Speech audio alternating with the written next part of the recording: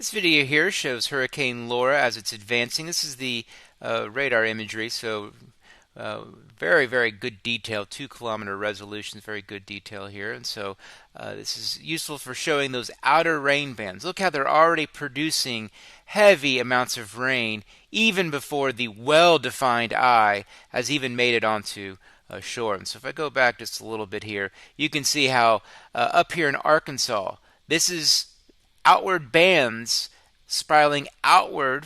So that's going to be, very hot air. So think about this as all tropical air coming up into, even though this, might be a nice day, 60 degrees, let's say, still, nonetheless, it's going to be a very different air mass, type of air mass in terms of being warm and muggy versus colder and drier. So that's that interaction. So anytime you get differences in temperature, that's the recipe for severe storms, and as I'll talk about later. But these severe storms here dumped a huge amount of rain in a short amount of time.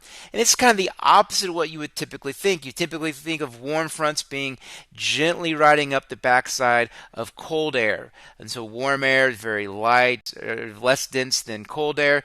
And so we typically think of those drizzly all-day rains. In this case, this is warm air moving so fast and interacting so quickly with cold air coming from the other direction, or I should say cooler air coming from the other direction. It's going to cause quick uplift of that warm, moist air coming from the south, and it's going to create these bands that are essentially firing up as they move north. And so I'll go ahead and go back in time, you can really see this.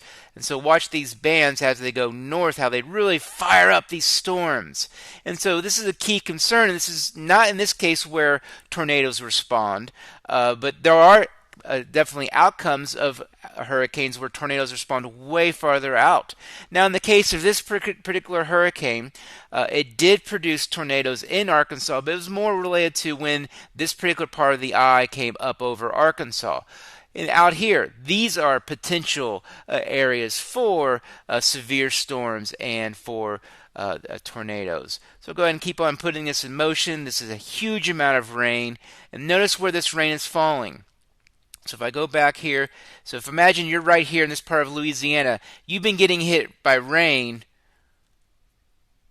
I mean, even before. So we're talking several hours. So this is just now getting to the southern tip of Louisiana, this outer rain band, and the eye is still far away. And so you're getting hit by huge amounts of rain that just never stops. And so here you have this side of the eye bringing with it all of that rain. And then you get the other side, the back side of the eye, dumping all of that rain. And so, of course, we're going to see rainfall totals are going to be highest there here in Louisiana, right where we see landfall being made. But nonetheless, a huge amount of moisture is being dropped throughout much of these upstate areas far away from a coastline.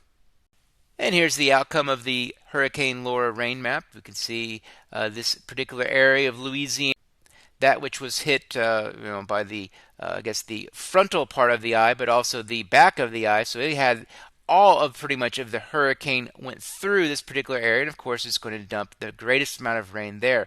But you can see along its path, this rain band is extended.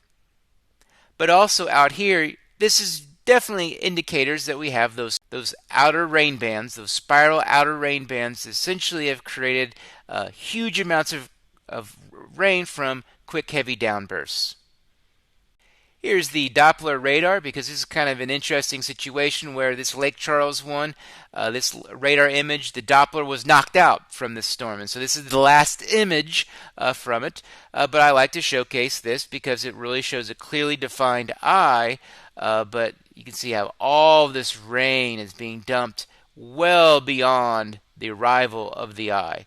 So you can see much of Louisiana is essentially under precipitation, in pretty good amount of it too, as this particular hurricane makes landfall.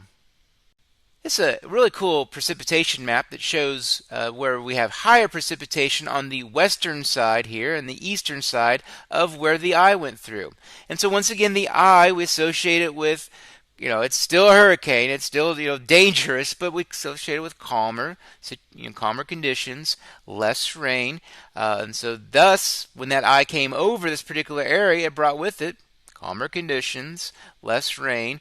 So there's still a lot of rain and wind, as this eye is, still quite powerful, but you can see how this western and eastern flanks of this particular eye essentially have higher levels of precipitation. And you can almost see this continuing its way up northward as this path essentially followed a directly south to north path.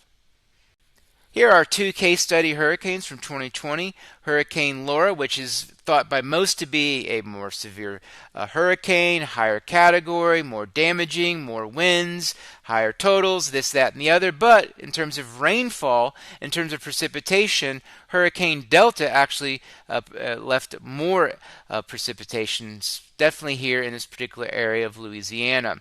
And so this is one of the things to keep in mind is not every hurricane is the same. Not every one fits in a box. Well, this one's more powerful. This one's going to be more damaging. This one's going to have a higher wind, more rain. Well, not always is that the case, but more often than not, we do see greater amounts of rainfall, more oranges throughout here, throughout much of this particular area, whereas here it was very much more localized. The rainfall was more heavily in this one particular area.